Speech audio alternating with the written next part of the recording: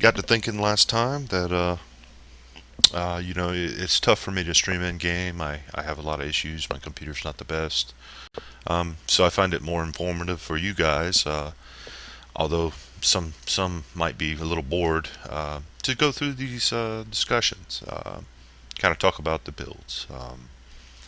Some of you may or may not know I am going to be running a DPS Esper at launch. That's going to be my main spec. I'll have a healing set more than likely, but my main focus is going to be on DPS. So anyway, I did some research and I found a couple builds that the DPS Esper is these rating builds that Espers have been running with, and we're going to dive right into it. I will say this before I start, that I'm going to go over it kind of quickly. I've already got several videos out there talking about introductory things, and so I don't want to focus too much time on talking about each one of the abilities and what they do and this and that, because I've already covered it. So anyway, let's dive right in. This is going to be the rating DPS Esper build, full damage I call it. There's no debuffs or anything like that, because most Espers who run this build already have another Esper in their raid running the debuff build, which we'll of course be diving into our next video. Okay. So anyway, let's dive right into it. First couple abilities that I did. First ability is Telekinetic Strike. It's pretty standard. A while back I made a assumption that Psychic Frenzy did more damage than Telekinetic Strike, but as you can see, I'm quite wrong. Even if you land all three blades of your Psychic Frenzy, you will still be just below the damage that you would do in one whole Telekinetic Strike. Okay, so my bad on that, guys. That was my fault. Owning up to it and moving forward. But anyway, I tier this up to tier 8, and those of you who have seen my in-game sort of talk about the DPS priority, you will understand why I want to tier this up so high. Not just because of the tier upgrades, but because this is one of the two spells that give us the most damage. Okay.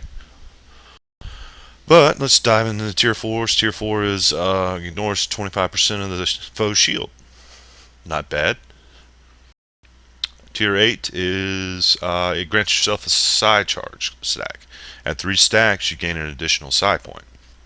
So here, let's say you cast a Telekinetic Strike 3 times. Well, after the 3rd time, on your 4th cast, you will gain an additional psi point.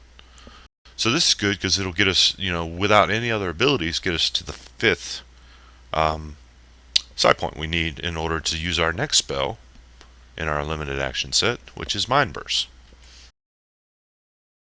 Now this spell frickin' rocks. I've said it again, it's got awesome animations, but I didn't realize until I got Galaxy Meter. Some of you who may not know, Galaxy Meter is one of those, DPS meters, but it's very detailed. I mean, you can get down to crits, you can get down to deflects, and I won't go into that too much because I went over that briefly, and you could see it in my video of the DPS priority for the Esper. But this is our other spell that builds a ton of damage. It's usually slightly higher than Telekinetic Strike, actually. But anyway, it's a builder spell, so depending on how many psi points you have, it determines how much damage you do. So, as a rating DPS Esper, you want to get as close to 5 psi points as you can without wasting spells, because you can't get any higher than 5 psi points. Okay. So the tier 4 deals 10% more damage over 4 seconds. Does a dot. And it's okay. It really doesn't do all that much damage, according to Galaxy Beater, but it's a bonus. But the real reason we take this is for the tier 8. And the tier 8 is a 5 psi point consumer grants him power. Increases our critical hit chance by 15% for 7.5 seconds. So, any other spell we use after Mind Burst, which again I talked about as being off the global cooldown. So in other words, these next couple spells that I might talk about will come right after using a Mind Burst, or when I'm moving. Okay? So anyway, those are the two that I invest the most points, my ability points into, because obviously they do the most damage. Concentrated Blades. It's a 2 ability charges. It's more or less used in situations where you're going to have to move out of either a boss mechanic or telegraph, or it's used after your Mind Burst. Okay? And it's a charge ability, takes some time for it to spin, and then finally hit the enemy. When it hits the enemy, you get a psi point. So it's a 2 psi point builder if you use 2 charges at the same time. Okay? Now this is one I haven't talked a whole lot about. Illusionary Blades. I have to give a lot of credit to Karth. Big shout out to him. He has really encouraged a lot of Espers to DPS and how to do it. And if you guys haven't seen his guide, this is based off his guide. So I cannot take credit for this. I'm simply making it to help my guildies out a little bit and put it in a section of the forums that they can see. Okay? That's the purpose of this video in a nutshell. But Illusionary Blades, what Karth would usually do is pre-pull.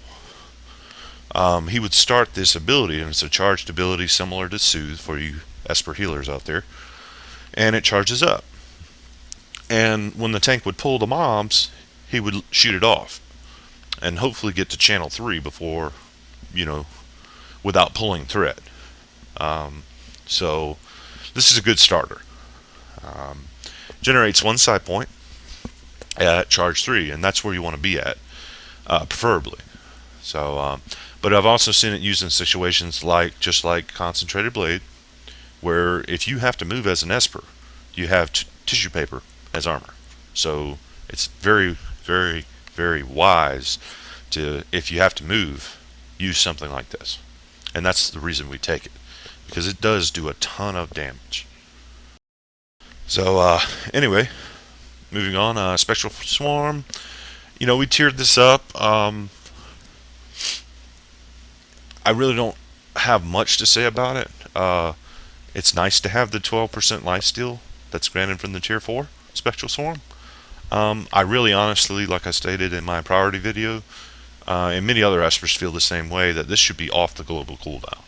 In other words, we should be able to use it and then pop right into our next spell, without having to wait that extra time for the global cooldown to be finished. Okay.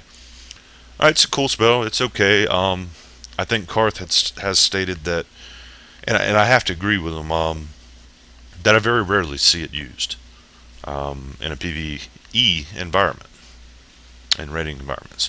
It just overcomplicates the build slightly and can cause issues. But it's there, again, for like movement situations.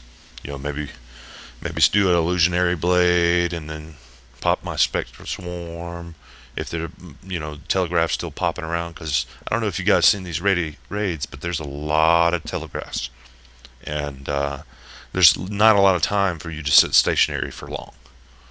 Okay. Anyway, next ability is Bolster. We took this, not going to talk about it barely at all. You use it, it has 2 charges, it gives you 2 psi points. It's again one of those abilities that you would use after Mind Burst, and possibly on the run too, if you're moving out of telegraphs. Okay. Next one is Crush. I think it's pretty mandatory that you have at least one CC on your bar in raids.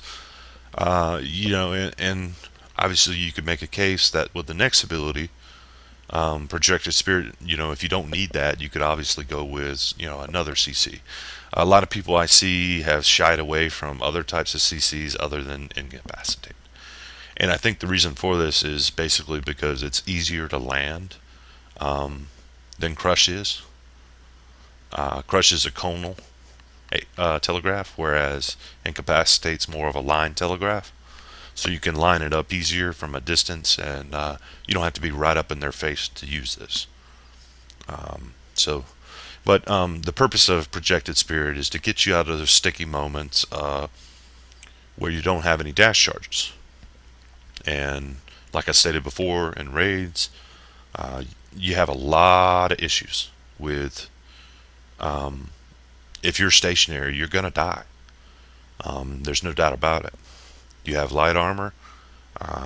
You really have to be on your toes as an Esper DPS, because while you do good damage, you don't do good damage when you're dead. So, pay attention, don't tunnel vision, would be my advice. And, if you're still having issues with that, Projected Spirit is not a bad spell. The only thing I wish they would change about it is the distance it lets you travel.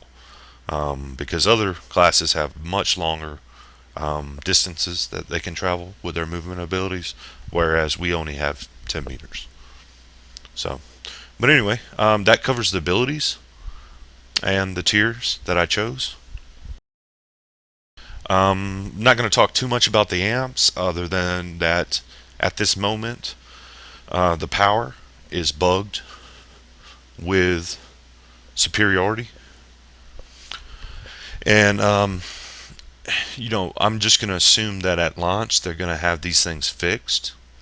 But this is the basic build I would have at 50 build. And obviously, out of all these points, honest to God, I would only maybe justify taking superiority out. Because, like I stated before, your light armor, there's going to be very few situations, except pre-pull maybe, where you're going to be at 100% health all the time. Okay. Do you have the ability to stay at 100% health? Yeah, you do. But we're all human and we all make mistakes. And sometimes we're not paying attention, or maybe we're tunnel visioning too much. It's a common problem I have right now with DPSing, and I kind of need to. I've gotten some add-ons to kind of help me out with this. But that's basically the only amp I would suggest possibly switching out. There's not a whole lot up here that I would switch it out to. I'm not going to focus too much on what these amps are, because I went over them already pretty clearly in my other videos. So that's the amps. Okay, now we'll run with this rating build. Now you'll notice that we didn't go with Haunt, and the reason for this is because another Esper runs it, hopefully, in your raid. If you are the only Esper in your raid, then you're probably not going to run this build. You're probably going to be looking at my next video to check out that debuff build. Again, I don't believe there's going to be much changes in the amps, simply the abilities. There'll be a slight change, but anyway, that does it for our first video. If you liked what you saw, hit them like buttons on YouTube. Also, if you'd like to keep up to date with some of my videos that I come out with, follow me on Twitch. My Twitch name is Big Dog LB. And again, this is Luke from Guild Umbra. I hope you enjoyed the video, and we'll see you next time. We'll dive into debuff build for the DPS rating Esper. Thanks, guys.